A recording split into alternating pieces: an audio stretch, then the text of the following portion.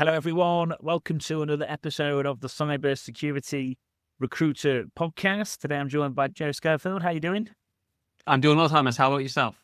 Yeah, I'm all good, my friend. Just plodding along, same as always. But yeah, the world's never boring. There's quite a bit of stuff going on in the crypto world, as we've just been talking about. And CMMC, some kind of new announcements coming and things changing. And even the biggest naysayers in the world actually believe that CMMC exists now, I think, don't they? Deny it, but yeah. Yeah, definitely, my friend. But all good, Joe. I'm just going to do a bit of an intro here. If I get anything wrong, feel free to correct me. But started off as a sysadmin many years ago and a network admin. Also spent some time as a network engineer and a support engineer at various different companies. Then spent quite a long time over at Dell. Progressed nicely there. Had a couple of promotions. Also held a cybersecurity management position at STR. And you are currently the Director of Compliance at DEFCERT. Welcome to the show. Yeah. I know I've done you a bit of an intro there, Joe, but I'll start where I always start, which is who are you, what do you get up to, and what's a day in the life like at the minute, my friend? Yeah, so a day in the life right now is really just trying to help as many defense contractors as we can meet, like you mentioned, CMMC, or the Cybersecurity Maturity Model Certification, which is a set of requirements originally published by NIST, the National Institute of Standards and Technology. But ultimately, it's an assessment program that all Department of Defense contractors will have to go through. So we spend our lives coaching and helping people implement that. Yeah, cool. I bet your time coming up as a sysadmin and a support engineer, I bet those skills and leveraging those communication skills are probably coming in quite handy now, especially if you're dealing with smaller businesses where CMMC could be quite a big deal if they pass or fail, isn't it? Yeah, it is. And right, I do think that my background in general IT, network admin, sysadmin really did help me understand these requirements a lot more.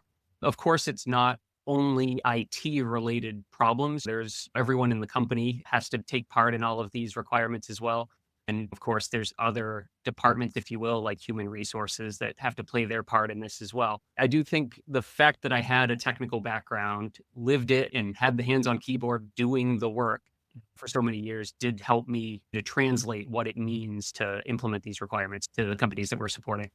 Yeah, I think so. Because I think as well, communication skills and the critical thinking skills, like if you've built them up over years as a network engineer, support engineer, sysadmin, I think to try and teach it and try and shortcut it, I've almost got to the stage where I don't think it's possible. I think to teach those critical thinking and communication, I think you almost have to have done it the hard way. Yeah, no, it pays dividends. Day to day then, Joe, are you dealing with new customers and liaising with existing ones, or a bit of both, or how does that go down? Yeah, we have a bit of both. So we tell most of our clients, anyone that's new to trying to figure out how to implement these requirements, how to meet CMMC, or even if you are well along your journey, you just want to be really sure that when it comes time for that assessment, that you're really going to get a slam dunk there. We most that it will take them 12 to 18 months to check all the boxes, make sure that you have all of the evidence and artifacts that you need, all of the right words written down, things like that. We, of course, have plenty of clients that race through and are able to make it happen a lot faster than that. But yeah, many of our clients have been with us for quite a long time. Okay, cool. What enables someone to race through? Is it someone with a really good technical understanding of CMMC on their side, or if they've done some NIST 800-171, it's got a lot of similarities, hasn't it? Yes, the requirements at the end of the day are effectively the same. There's some nuance here and there and things like that. What we find helps people the most with racing through this and really getting it done quickly is a combination of just having the right people with the right priorities, the right overall understanding of intent, if you will, for the organization. In other words, like not a lot of internal battles, not a lot of naysayers and doubt and things like that, just people that band together and buckle up to get it done. But we also find that just having good project management support is really key to helping drive this forward as well. If you've got someone in your company that's able to identify all of the things that need doing, taking those action items, things like that, and just trying to drive them forward, that really does help more than anything. Yeah, I can relate to this in a recruitment sense because we have some companies that are the same, where it's like a genuine partnership and they're giving you the time of day and it's great and things move forward. And then other customers, and they're nice and they mean well, but then when it actually comes down to it, it's really hard work to get various different things done. It really is a two-way thing with a lot of these things, isn't it? Yeah, I really think it is. Yeah. And then if you've got someone in that key sort of project management sort of role, they've got the buy-in from other stakeholders in the company as well. If this is truly a IT-driven project, then IT probably has some difficulty getting key business stakeholders or human resources and things like that to understand and align with them. Whereas a good project manager that's really cross-department, if you will, they'll be trusted and they'll be able to just truly drive that improvement for the organization. Yeah. I suppose as well, Joe, with CMMC being so topical, and I've seen this done with like SOC 1, SOC 2 audits, different things, but it can very much be used as a revenue driving piece as well, and not just a cost, because it's obviously with where CMMC is at the minute, it's heavily tied to revenue. Yeah, I mean, there are a lot of companies out there, especially some of the early adopters. If companies are only just now hearing about this versus companies that maybe saw the writing on the wall, say 2-3 years ago, many of them did see it as an opportunity, because eventually this will be a pass or fail. And if you don't have the certification, then you are eventually blocked from being able to win awards or win contracts for the Department of Defense. Clearly, if you get in on it early, then this could be an opportunity for you. It's a distinguisher. Yeah. Do you know what? I was shocked at how many people hadn't heard of it. Say going back a year or so ago, and I deal a lot with internal talent teams, and we work with internal recruitment teams embedded because they're working for our clients and we're both hiring together and supporting them. But I had conversations with internal recruiters like a year or 18 months ago. They'd never heard of it. And these were like doing contract stuff with it. And I was like, wow, like you need to check it out. Right. So yeah, it was surprising. But I think everyone's heard. I don't know, maybe you'll tell me different, Joe, but I think everyone's heard of it now. I think more and more every day, but we are starting to see some of the larger primes out there, Lockheed and RTX. They're starting to send their own communications out to their supply chain, to those that are subcontractors to them. And they're really trying themselves to get that communication out there and trying to set some reasonable or unreasonable, depending on your perspective, but starting to make sure that everyone is aware that even on a private level, company to company relationships, that they are expecting you to be ready and be certified by certain dates, regardless of specifics of a contract. Yeah, because no one really wants it to get down to crunch time. Because if we use Lockheed as an example, they don't want it where a load of people supplying them with people having to scramble subprime or prime. They don't want to be scrambled. Right. Even like yourself, as much as you want new business coming in, I'm guessing you don't want 3 years worth of business to land in a month, because that's going to make your life pretty stressful as well. You don't ever want it to get there. Everyone wants probably a bit of an even spread of workload coming in, because otherwise there could be some ridiculously long shifts getting put in. Yeah, and right. It has been an awfully busy year for us as more and more have started waking up to this. And as a result, we're growing and all of that. But right, there's a lot of talk about the fact that there will eventually be a bottleneck where more companies will need to be assessed in such a tight time period than there are even assessors or companies like us that can help get people ready.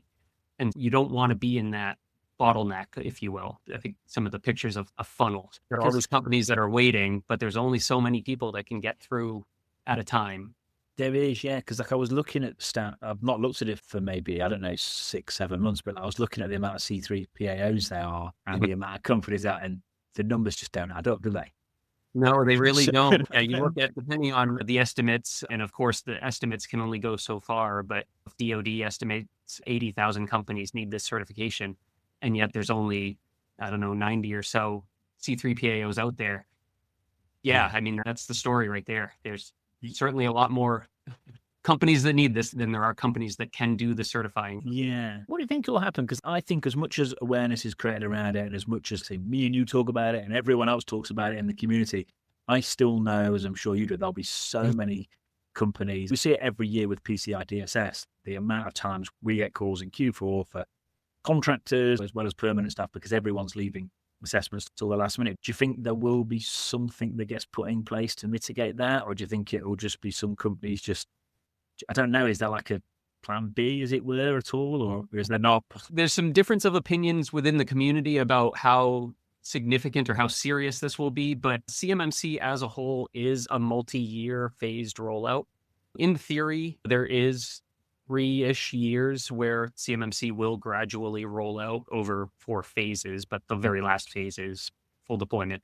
So in theory, yeah, some companies will need it sooner than others. However, again, there's that pressure that you might face from your primes. So if you do work for one of the larger defense contractors, regardless of a specific clause existing in your most recent contract that requires it, you might have a prime breathing down your neck saying, I don't care, you need it by June anyway.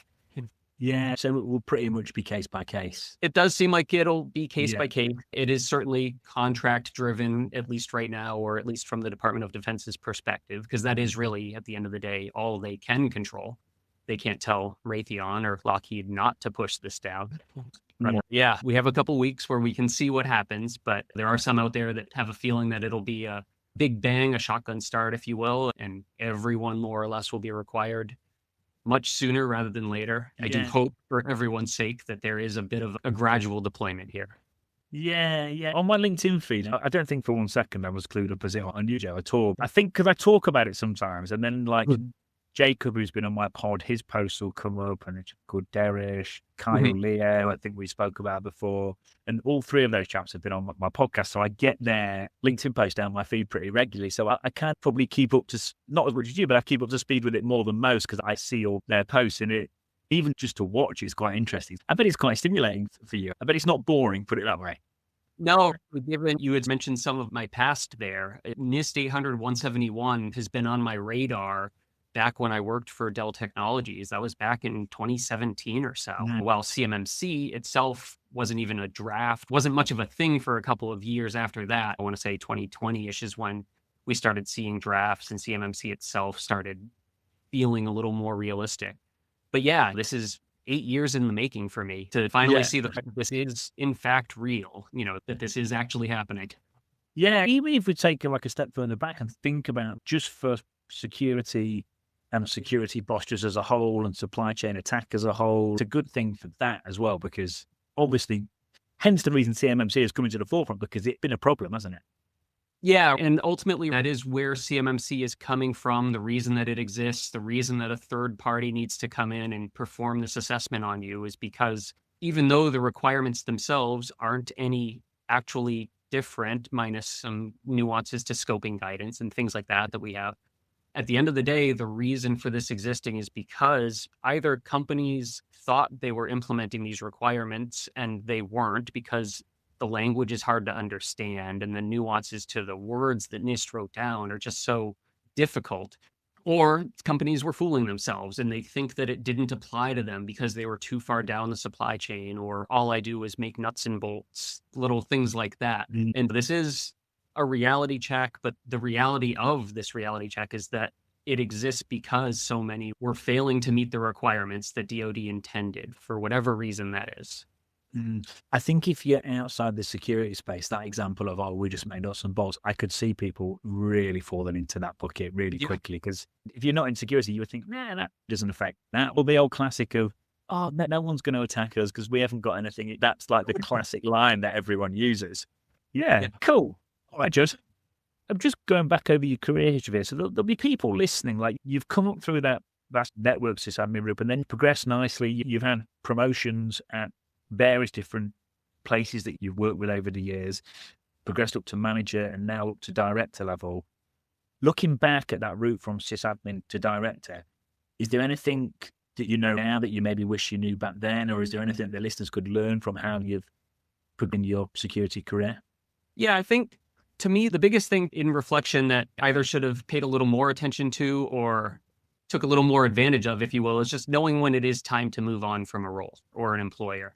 I would say most of my leaps and bounds, be it salary or just career progression, were identifying that the growth in that current role was limited or that it wasn't the right fit for me. Maybe there were other things that I wanted to do with my life and my career. And yeah, just knowing when it was time to pivot and find that next step. Cool. How did you realize that the growth had maybe not capped out, but maybe gone past this optimal level? Was there any signs that you looked for? I would say it was a lot of realizing that the day-to-day had turned mundane, that I wasn't learning, I wasn't, as interested in the things that I was doing. And then the sort of recognition that things likely weren't going to change in that current role, that while I might have been interested in either a new technology or a new, a career step, such as entering management, that either was or wasn't going to happen in that current employer or in that current role.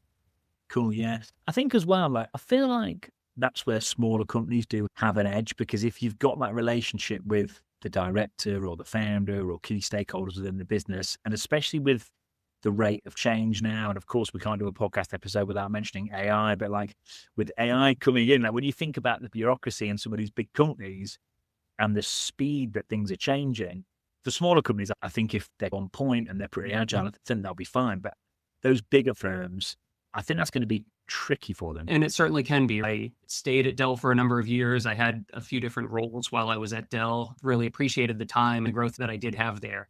Truly growing in an organization like that is difficult. And there's elements of politics and things like that are always at play as well that can be a hindrance if that's not a game that you want to play. Yeah, definitely. I think kudos to you as well, because certain people would, maybe the day would get a bit repetitive and mundane and they'd take that as an opportunity just to maybe cruise and chill and stuff like that. But you clearly haven't. You wanted to carry on pushing forward. And I do think in security, as soon as you start being happy cruising, I think it can all of a sudden, maybe a couple of years down the line, just bite you because things move so quick. I think that's a really key one for listeners to look out for. If you're maybe looking at the same environments all the time or nothing's changing, if you do that for, say, 2 years, that's a long time in security, isn't it?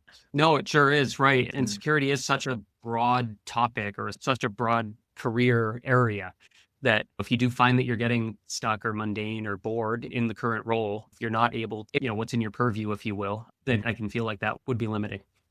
Yeah, cool. So I know from conversations we've had before, you've been like looking at expanding the team. It's been a choppy market out there. I feel like we've had about 10 years worth of events and news in about 2 or 3 years. Like it's just been like, since kind of COVID, like nothing's been normal. So the market's definitely been choppy. So when you're looking for people, is there anything that job seekers do that you like? Is there anything you don't like? Is there anything for people listening that could help folks that are on the market that as a hiring manager and as an employer that you look for? So I know for us, of course, there's always things like certifications that can help someone be attractive or on paper look like they would be a good fit. Although for us, at the end of the day, it's all of those things that you can't teach that really separate a good candidate for us versus someone that might have looked good on paper. For me, especially in a consulting role, we spend much of our day on the phone, on video calls, working through issues and problems and requirements live with our customers. It's those things that you can't teach quite as well that make someone more attractive to us. How able are you to carry on a conversation? How good are you at explaining complex either regulations or technical details with someone that doesn't have that experience? Can you walk them through an Intune navigation pane to get them to the setting that they need to get to? And so it's those soft skills that really help us identify the right candidates or the right next hires for us. Is again, things like how well can you carry on a conversation? Yeah, no, it's so true. And for everyone listening, like what you're saying, Joe, is spot on, because I see this again and again from different clients that we hire for. And I think especially when you're remote and when you're growing and when you're busy, if people can't articulate risk clearly and concisely and they haven't got those critical thinking skills, like if you're growing and you're remote, and someone hasn't got critical thinking skills and they're having to go, right, Joe, what about this? Joe, what about this? That's going to get really tiring really quickly. It is, yeah. I think gaining those life experiences. I've had 4 guests on now in about the last 10 weeks that all do really well in an advisory or a consulting or like an MSP or an MSSP environment. And they all originally started off in really busy restaurant environments. And they got like their project management skills and their communication skills. Then they went into security. And it's like, I'm seeing like a massive pattern with either coming up through that restaurant or coming up through sysadmin or coming up as a support engineer or whatever it might be. It's the technical is important, but having these base skills, it's what's needed, isn't it? It is. And funny that you mentioned food service. Our most recent hire, or one of our most recent hires, our operations lead. Sure enough, he came from food service himself. It is surprisingly relevant experience, just knowing or being able to juggle as rapidly as someone in that industry would have to juggle. Yeah. Yeah, it is. Because the first time I heard it, I was like, oh, okay, yeah, that's interesting. Then I did it again. And then I started hearing things like, if you can handle like a really busy restaurant in rush hour, and this is coming from like directors of security that have done it for a long time. And I was like, must be really, really true. Apparently, I worked in a bar actually when I was much younger, but I've never worked in a restaurant. But yeah, apparently, like if you can handle a restaurant in rush hour, you'll be fine in the consulting game. Compared to that, I'm sure. Yeah. Yeah, I've even had someone, Joe, compare it to incident response. Like when incident response is going crazy and people getting hit with ransomware and stuff like that. I was like, wow, okay, it must be really good grounding. I was even thinking as far as like For people listening, if you are maybe trying to break in, or maybe you're further down in your career, but you want to enhance those skills, maybe even going into that restaurant world as a bit of a part-time thing to enhance your ability to deal with people and your project management skills, it would probably pay dividends for those taking a bit more of a longer term approach. And they might have some fun in the process if it's more of a side gig and it's not a livelihood. Someone, yeah. Yeah, exactly. Yeah. We'll get all the sysadmin guys and girls and all the security analysts that are up and coming. We'll get them all working in restaurants on Friday and Saturday nights and then get them on the podcast and they can report back. Cool. All right, Joe. So yeah, you've given us loads on. Anything else in terms of the growth and the progression? So moving around at the right time, realizing when you hit the optimal growth at a company. Is there anything else that's helped you to get to where you got to, my friend, do you think? Or I had the realization early in my career that the lack of a degree did hinder me on a couple of job opportunities. Mm-hmm. And long story short, I took a 17-year path to eventually get my bachelor's degree. So I was not a high school graduate who then did the next 4 years and got my bachelor's. I did definitely take an atypical approach there. But I did realize that, one, I had enough college credits behind me that it didn't make sense to be paying things like student loans and not just finish the program. I wanted to make sure that it didn't hinder me for opportunities again in the future. I did the nights and weekends sort of thing and did a lot of online courses. And again, it took me 17 years start to finish, but I did eventually wrap up that bachelor's degree, really just to make sure that it didn't hold me back. At the end of the day, I convinced myself when those opportunities fell because of a lack of degree that I was probably better off as a result, that if someone only wanted me because I did have a degree, then it probably wouldn't have been the right fit for me regardless. But like I said, I guess I didn't want that to hold me back. I just chipped away at it. And again, it took a number of years, but it was empowering once I finally finished it. Yeah, definitely. And I always think with like certifications or in a degree, in this case, I don't think I've ever met anyone, even if I think of like certain certifications that are quite expensive, I don't think I've ever met anyone that's told me they've regretted. They're always going to be a good thing. And even if it's like putting a framework and reinforcing some knowledge you've already got and really putting a force field around it, yeah, it's never going to be a bad idea, is it? No, I really don't think so. And, yeah. You know, IT or cybersecurity, it's always an evolving industry. You should always be learning. This just contributes to that as well. It might be formal education or archaeology, for all I know, depending on what your chosen degree path is. It contributes to you always learning. I don't know. I think that helps, even if it is just on a personal level and not strictly career related. Yeah, just where did it stop you previously? Was that getting an interview bigger companies by any chance? Yeah, so bigger companies did use that as a way to run a first pass through candidates. And I know industry-wide, that's even more of a problem today, where you've got things like AI that are helping people polish their resumes or maybe even evaluate resumes for job applicants, where it is hard to stand out, especially in that first pass. In larger companies, at least then, but I assume still very true today, did set the bar where if I have 500 candidates and 300 of them have a degree, it's pretty easy to filter out to the 200 that didn't and start to narrow that pile. Yeah, if I think to some big companies that we've dealt with in the past, I've had to get on the phone to internal hiring teams and literally push, because I've been like, look, I've interviewed this guy. I'm telling you, he's good. Trust me. I'm not saying it's definitely going to be an offer, but the hiring manager won't be annoyed you put him through. And then sometimes they've got offers and accepted. Sometimes they've just had a good interview, but it's not going any further. But yeah, it's definitely the case, because sometimes in the bigger firms, they don't necessarily have the understanding to a deep level of what they're looking for. So yeah, you're right. It's really easy to cut the numbers down by looking at some of the more high level stuff. But yeah, no, it's even the certifications. I see that as what certifications, they get you through the door, they get you the interview and get you past HR a lot of the time. But that really can be half the battle sometimes. Especially for the CMMC centric certifications, while that could be a very good thing for a candidate to have those, could mean that they hit the ground running that much faster. Many of our most recent new hires didn't have those certifications. They had good work ethic. They had the right attitude. They were able to carry on those conversations, and other relevant experience showed that they could take and adapt that experience that they had to NIST 800-171 or CMMC specifically. And at the end of the day, we'll help them get those certifications to learn the nuance, right? Yeah, definitely. So I think some of it is in the job. I don't know if you've seen this when you're hiring, but I've noticed if I'm ringing people I know, it's a little bit different because I already know they're good. But if we're going back out to market and proactively headhunting, as it were, I've seen a little bit of almost like job search fatigue, where it's like, I can tell that they're maybe quite good. They've maybe got to final a couple of other places, but not got the result they wanted. Maybe they've been on the market maybe 2-3 months. And I can almost see that they're like coming on the call with me unprepared. And I'm like, well, like, you seem pretty good. And you clearly haven't looked into the company I'm representing here. And it's an instant turn off for me as a recruiter, because I'm like, I can't really represent it to my client if you've not even checked them out. Like, it's not a very good start. But I don't think that's normal behavior from some people, but I think they're almost like their mindset's getting the better of them because they have had some knockbacks in it. It's a tough market on this. I don't know if you've seen some of that, but I've been a bit taken back with, like, I mean, I'm calling it job search fatigue, but I don't know any of that.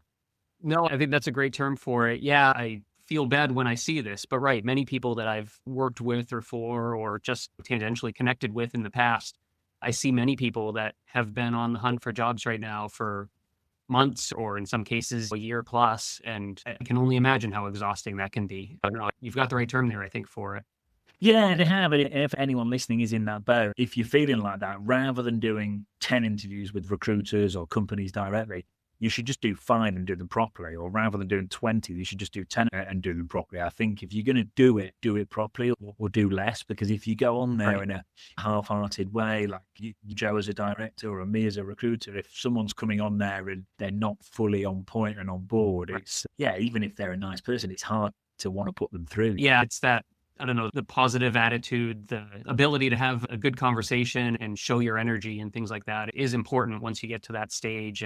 Yeah, I'm sure how difficult that can be. Yeah, it is. Yeah, I think for any company, for big companies, it's important. But even, I think for smaller companies, it's sometimes even more important. If someone's a company of 10 and they're making a couple of hires, that's 20%. Like, it's a big deal. 2 bad hires coming in on a team of 10. And also the other way, if they're phenomenal hires, it can have a really positive effect. But if they're bad, it can have a huge impact. Yeah, absolutely. Case in point, DEFCERT ourselves. We were, I want to say, 6 employees at the start of this year. And by the end of this month, we'll be 15. Hiring the right people, the right roles is important for us. And right, one bad hire could be a pretty significant detriment to the team. Yeah, I think so. I think in the remote world as well, it's just all amplified, because if people aren't good as the team grows, everything just gets watered down and it becomes an issue. I've seen it happen before. Yeah. So, yeah. Cool. All right, Joe. So one of the things I used to say, what book has had the most positive impact on your career? It doesn't have to be security related, or it could be something that's made you the best version of yourself, but it could be book, it could be podcast, it could be content you're consuming online. Is there anything that springs to mind that's really helped you that could help the listeners? I would say for anyone that might be interested in NIST 800-171, CMMC, or just government cybersecurity in general, just really trying to find a community of professionals, whether it's a local user group or something like that, or if you happen to be in the Washington, D.C. area, I'm sure there's tons of options for that. For me, I would have to give a shout out to a Discord community that I found probably 6 years ago. But there's a Discord community that is nothing but professionals like myself, or organizations that are trying to implement these requirements, asking questions all day long. And, you know, not only was this a huge resource to me learning the requirements myself, learning various approaches to things, now being someone that's helped organizations get certified and able to share our own lessons learned on that and just contributing back to this community. It's huge, very valuable resource for people out there. Yeah, cool. So the Discord community, what's that called again? It's called the CUI Center of Excellence. CUI is the phonetic pronunciation of CUI, or controlled unclassified information. It's the reason any of these requirements existed in the first place, is protecting CUI. Yeah, I'll drop you a link to that. But yeah, it's a wonderful community. Even if this is just something that someone might be interested in hearing more about, it's just such an active, wonderful, helpful community. I love it there. Yeah, cool. Stuff like that, Joe. When we release this, for everyone listening, we'll put that in the show notes. Thanks. I've got it in the chat. Thanks, mate. I do think as well, like the security community, or like say the security compliance community, if you're showing willingness and you're genuinely in it for the long run, for the right reasons, and you care, people are so willing to help you. I've done this on many pods, but I always compare it to, I don't imagine the finance community is as, I just think the security community is a bit unique in that sense. Every kind of mission-led, it's nice, isn't it? Yeah, it really is. There's a lot of mentor-mentee opportunities, things like that out there. And I know myself, I've always, whether it was an official mentor relationship or not, you always look to your leaders or sometimes even your peers, and you learn from them. You learn the things about them that you liked, or things that you want to raise yourself to be more like. And I do see a lot of that in particular in the cybersecurity community, where it does seem like there's a lot of people out there who just want to help build others up. And it's nice. It's empowering. I like it. Yeah, it is. I feel like I'm seeing it more and more. It's like the online world develops more and more. I'm seeing it more and more with people that would traditionally be competitors or are competitors helping each other out. I'm even starting to see it more in the recruitment world where like recruiters, like we're bouncing ideas off each other and we're in competition, but it's friendly and it's nice because it lifts the standard across the whole industry and it makes it better for everyone. Yeah, absolutely. And at the end of the day, that Discord community is a good example of that as well. I'm not the only consultant that's in this community, and no one there is there to really try to win new business or anything like that. It really is a fairly altruistic place where, again, we're all learning from each other and new ideas don't stay with that one person or that one company for very long. It's out there fairly quickly for all of us. I wasn't going to ask you about mentors, but as you mentioned it, I will do. How have you met your mentors? Has it always been in a work capacity or has it been in other places as well? Or? I would say usually in a work capacity and most of the time a leader near to the work that I was doing, maybe not my direct manager or leader myself. But especially recently have been wondering or thinking about what it would mean to either be a mentor for people outside of a work capacity or even finding one myself to help bring to that next level, right? Yeah, I think it's just a win-win on both sides. If you're mentoring someone, it reinforces your pre-existing knowledge. It kind of keeps you on point that way. And obviously, if you're on the receiving end, the benefits are obvious. So it's helpful all around. And that interaction's always nice. Like today, Joe, I've been really busy and I could see this podcast schedule. Now I'm like, God, I'm really busy today. Have I got time for this? And I come on here and I'm really happy. It's almost like mini therapy sessions for me as well, because I'll learn little things off you and interact. It just puts me on a natural high and helps my own self-development doing this show, which I never realized it would, because I get to learn off guys and girls like you. So it's just nice and it's win-win. Yeah, absolutely. Yeah, cool. Yeah, I think you're right. Even if you are at your busiest, it is worth finding and making the time for something like that. It is. And do you know what it is? There's always an excuse, because it's if I sit back and go, hang on, we're remote, we've got all this technology, like as long as we're not overdoing it, we're leveraging AI and automation internally within our businesses to save time. We're not commuting back to the office every day. It's like we're so much more efficient than we used to be. So, of course, we can just hop on a pod and have a chat for 40 minutes. It's ridiculous to think that we can't, but sometimes we feel we can't. Cool. Wicked, my friend. Do you think we've about nailed it, Joe? Is there anything else, or do you think it's been okay? It's flowed nicely. It's been good. Yeah, I think so. No, I don't think I have any particular... Yeah, probably giving you some advice that I should follow myself here. That with where you're at in the CMMC life cycle, try not to work too hard. Make sure you get some rest. Do you get the weekends to yourself, or does it spill over into the weekend sometimes? Things always happen, but especially us as a company, we really do try to be good at making sure that there is a healthy work-life balance. We try to make sure that people aren't overextending themselves. We need to say that to our founder more often, but we certainly do try. If we are feeling stressed, feeling the pressure, feeling like there is more work than we can accomplish in a reasonable day, then it's just time for us to start hiring again and getting that additional help. Yeah, definitely. I used to play golf, Joe, when I was really young and got pretty good at quite a young age and then stopped. But now I've just taken it up again, because that's my excuse. If I can get out on the golf course quickly early on a Saturday morning, then that's me away from the laptop then, and I won't. Because if I'm around and the laptop's within arm's length, it's just all too easy just to just do an hour here. And before you know it, you're working a weekend. So yeah, I'm with you. It's nice to get a bit of balance, hey? Yeah, absolutely. Finding some activity like golfing where you can really disconnect and it's not a temptation, even email on your phone or something like that. You're far enough away from cell phone signals. Yeah, I'm showing my age a bit now, but I'm at the age now where there was very few of my friends that played. Now I'm at the age where a lot of my friends have either just started or been playing for about 3 or 4 years. Yeah, no, definitely getting to that age where it's a bit more popular. Cool. All right, Joe, thanks again, mate. I know we've had this one in the making for a while, so it's nice to finally pin you down and have a chat, mate. I've enjoyed it. Yeah, likewise. Cool. Yeah, thanks, mate. Nice to see you, buddy. Cheers, Joe. Yeah, you as well.